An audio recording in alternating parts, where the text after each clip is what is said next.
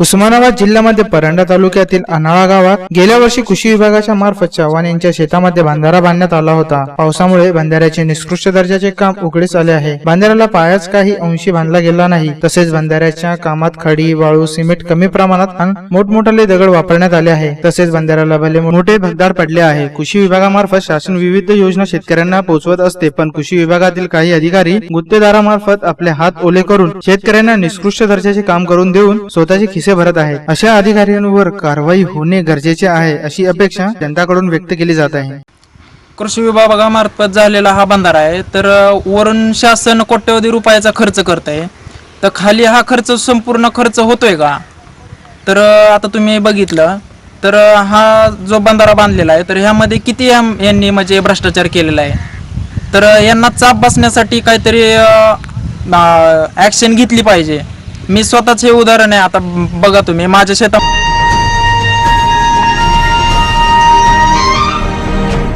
प्रशासन आणि लोकप्रतिनिधींच्या सहयोगाने विकास होऊ शकतो। विकासाचा गाडा पुढे नेण्यासाठी अकलूज ग्रामपंचायतीस सोलापूर जिल्हा परिषदेकडून शक्य तितके सहाय्य करण्यात येईल, असे वक्तव्य सोलापूर जिल्हा परिषदेचे मुख्य कार्यकारी अधिकारी डॉक्टर राजेंद्र भारुड यांनी व्यक्त केले। अकलूज ग्रामपंचायतीच्या GSI प्रणाली देय केलेल्या कर आकारणी प्रणालीचे उद्घाटन माढा लोकसभेचे खासदार विजयसिंग मोहिते पाटील यांच्या हस्ते करण्यात आले। यावेळी सोलापूर जिल्हा परिषदेचे मुख्य कार्यकारी अधिकारी डॉक्टर राजेंद्र भारुड, आमदार हनुमंत डोळस, जिल्हा परिषदचे माजी पक्षनेते ध्यालसिंग मोहिते पाटील, माळशिरस पंचायत समितीचे सभापती वैष्णवी देवी मोहिते पाटील, अर्जुन सिंग मोहिते पाटील, शीतल देवी मोहिते पाटील, उपसभापती किशोर सिंग सूळ, अकलूजचे सरपंच शिवतेज सिंग मोहिते पाटील, माजी सरपंच किशोर सिंग माने पाटील, धनंजय देशमुख, ज्योती देवी माने पाटील, बाळासाहेब धायजे, मंगल वादमोळे, ऋतुजा मोरे, हसीना शेख, हेमलता चांडोले, माळशिरस पंचायत समितीचे गट विकास अधिकारी सुरेश मारगड उपस्थित होते। आजचा जो क्षण आहे, आजचा जो दिवस आहे,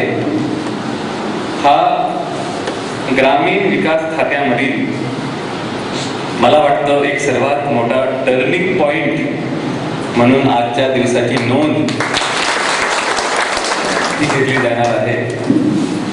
या भागातील कर्तव्यदक्ष सरपंच आणि त्यांचे मार्गदर्शक दादासाहेबांच्या मार्गदर्शनाखाली ग्रामपंचायतचं GSI प्रणालीने आकलन करणे, कर आकलन करणे म्हणजे नेमकं काय? तर सॅटेलाइट प्लस घरोघरी जाऊन प्रत्येक प्रॉपर्टीची आकारणी करणे आणि आकारणी करत असताना त्या घरामध्ये किती रूम्स आहेत, किती टॉयलेट बाथरूम आहेत, तुमच्या शिडी आहे का नाही आहे, किती मजले आहेत, म्हणजे घरामध्ये असणारी प्रत्येक बाब फक्त घरामध्ये काय चालू आहे ते न बघता, तुम्हाला वाटत की घरामध्ये साहेब प्रत्येक गोष्ट यांना माहिती आहे असं नाही, घरामधली प्रॉपर्टीची पूर्ण असेसमेंट आणि त्यासोबतच नवीन 1600 प्रॉपर्टीज त्यांचे असेसमेंट।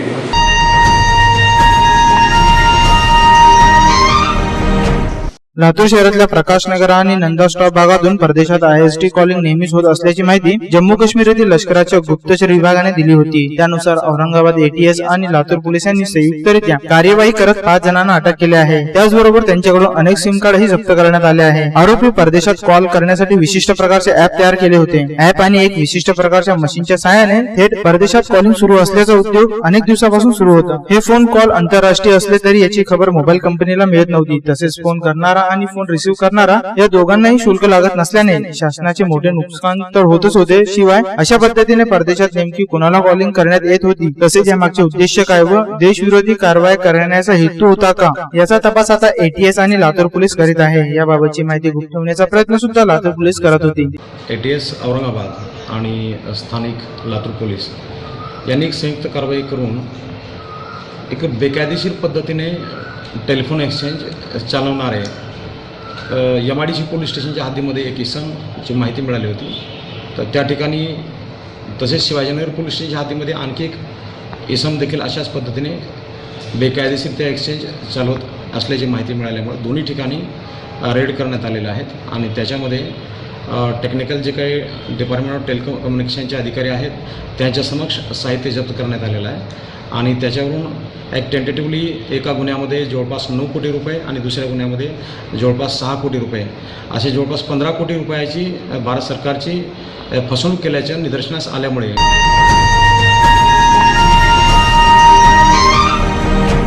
नांदेड जिल्ह्यातील हिमायतनगरकडून पांढऱ्या कारमध्ये भोकरला येणाऱ्या 8 किलो गांजाची तस्करी करणाऱ्यांचा पोलिसांनी पाठलाग केला. दरम्यान आरोपी रेणापूर शिवारात गांजाचे पोते फेकून फरार होण्यात यश मिळाले आहे. या प्रकरणी अज्ञात आरोपीवर भोकर पोलिसात गुन्हा दाखल करण्यात आला असल्याने पुन्हा गांजाची तस्करी गोरखधंदा सुरू असल्याचे समोर आले आहे. दिनांक 18 जून रोजी दुपारी 2 वाजेच्या सुमारास भोकर पोलिसांना मिळालेल्या गुप्त माहितीवरून पोलीस निरीक्षक संदीप शेळके हे आपल्या ताफ्यासह हिमायतनगर शहराकडे रवाना झाले. त्यांना रस्त्यावर पांढऱ्या रंगाची 3 गाड्या आढळल्या, परंतु यात कोणताही माल आढळला नाही. दुसरी एक पांढरी कार रस्त्याने येताना दिसली. तिचा संशय आल्याने पोलिसांनी थांबवण्याचा प्रयत्न केला, मात्र गाडी न थांबता आरोपितांनी गाडी धूम स्टाईलने पळवली. त्यामुळे पोलिसांना सदर गाडीचा पाठलाग करावा लागला. भरधाव सुटलेली पांढरी गाडी ही बिटाळा शेडकडे घुसली. पोलिसांनी मागेच बटाळा मार्गे रेणापूर मध्ये सदर गाडी मागे होते यांची जाणीव झालेल्या आरोपितांनी पांढऱ्या गाडीतून गांजेनी भरलेली पोते उसाच्या शेतात फेकून पळ काढला. पोलीस गाडी रेणापूर भागात पोहोचेपर्यंत आरोपी कुणाकडे फरार झाले हे समजलेच नाही. यावेळी पोलिसांनी कुणीतरी अज्ञातांनी फोन करून कुणीतरी येथे पोते फेकल्याची माहिती दिली. यावरून घटनास्थळी पोहोचून पाहणी केली असता त्या पोत्यात 8.50 किलो गांजा अंदाजित कमी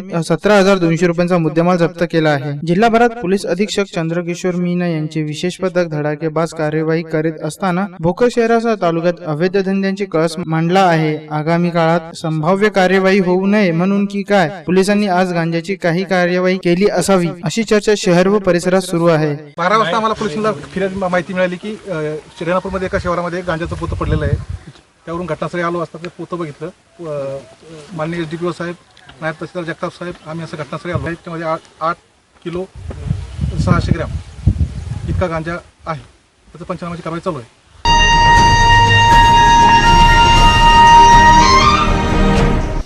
राज्य शासन शिक्षण विभागाने 27 एप्रिल 2017 व 28 एप्रिल 2017 रोजी परिपत्रक काढून कला व शारीरिक शिक्षण विषयाच्या तासिका कमी करून त्यावरती घाला आणण्याचे काम केलेले आहे. या पत्रकात त्या विषयात 50% कार्यभार कमी करून त्यांच्या 4 तासिकावरून 2 तासिका करण्यात आले. यामुळे हजारो कला व शारीरिक शिक्षण हे अतिरिक्त होण्याची भीती निर्माण झालेली आहे. यासाठी शिक्षण विभागाने परिपत्रक रद्द करून या विषयाची तासिका पूर्ववत कराव्या व अतिथी शिक्षकांचा GR रद्द व्हावा. या विषयाचे शिक्षक निवृत्ती झाल्यास जागेवर त्या शिक्षकाचे पूर्णवेळ शिक्षक भरावा. या शिक्षकांना अतिरिक्त करू नये अशा विविध मागण्यांना येऊन महाराष्ट्र राज्य कला व शारीरिक शिक्षण समन्वय समितीच्या माध्यमातून महाराष्ट्र राज्य क्रीडा व शारीरिक शिक्षण महासंघाच्या वतीने शिक्षकांचा भव्य धडक मोर्चा शिक्षण आयुक्त कार्यालयावर काढण्यात आला. यामध्ये राज्यभरातील शिक्षकांची फार मोठ्या संख्येत उपस्थिती होते.